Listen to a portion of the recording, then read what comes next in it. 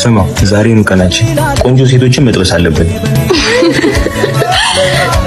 በላሁን ውሃ ጠጨችንን ዞር ዞር ብለን እስኪ እንፈልጋ። አያት ወይኔ ድባቡ አያምርም በእናታችሁ። አይኑ በጣም ወይኔ አታምርም በእናት ያማዋል እንዴ? ድገማት አሁንማ መምጣት አይቀርም።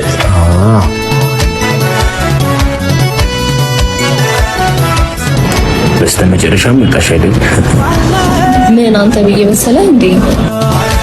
እንግዶች የሚቆይ ከሆነ እኔ ብርቄ ጋይጄ ቡናዬን ልጠጣ።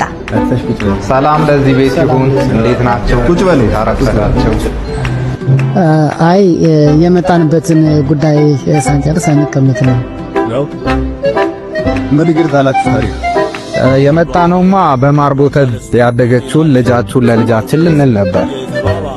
የትኛዋን ልጅ ነው? ታላቋን ሳምራዊትን። እሺ ሳትሩማ ተቀመጥ። ማን ነው ልጅ የደፈናት? ለመሆኑ ወጣን? ያው እንደማንኛውም ወጣት ሀብት ንብረት ያለው ቤት ዋናው ነገር አለው። ባዶ መሬትም አለው ገና ህንጻ የሚሰራበት 500 ካሬ። አንቺ ቆረቆንዳ ነው እንዴ? ነገር አለው ወይ? አለው አይቻልም። አለ ስንት ኪሎ አለ? ጂፓወር ነው እንዴ? ጂፓወርማ ለድርጅቱ 3 ፌዝ፣ ለመኖሪያ ቤቱ ደግሞ ሲንግል ፌዝ፣ ፍሪጅ፣ ቲቪ፣ ላይት፣ ኪችን ውስጥ ምጣድ፣ ስቶቭ።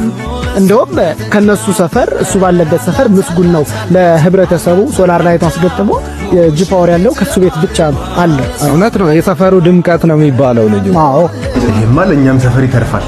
በእጅ ቁጭ በሉ። ተቀብለናል። ና አንተኛው ና እዚህ ቁጭ በሉ። አረፍ በሉ። ምን ትጎለቻለሽ? ተነሽ ምሳ አቅርብላት። እንኳን ለገና በዓል በሰላም አደረሳችሁ አደረሰን እያለ ጂፓወር የገና በዓልን ምክንያት በማድረግ ኦሊኗን ተንቀሳቃሽ ባትሪዎችን፣ ሃይ ቮልቴጅ ባትሪና ኢንቨርተርን እንዲሁም ሶላር ፓኔሎችን ከታላቅ ቅናሽ ጋር ይዞላችሁ መምጣቱን ስንገልጽ በታላቅ ደስታ ነው። እርሶም በዓሉን በማስመልከት ለወዳጅ ዘመዶ ብርሃን ይሁኑ።